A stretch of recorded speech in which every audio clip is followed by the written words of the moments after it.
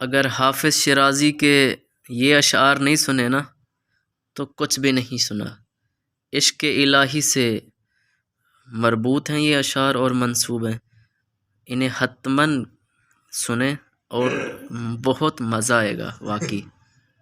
به رندان مکن ای زاهد پاکیزه سرشت که گناه دگران بر تو نخواهند نوشت.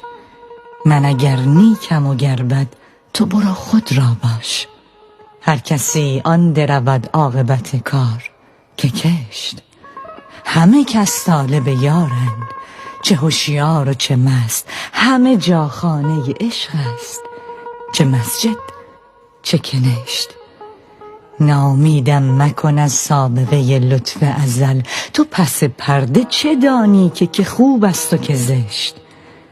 نه من از پرده تقوا به در افتادم و بس، پدرم نیز بهشت ابد از دست بهشت.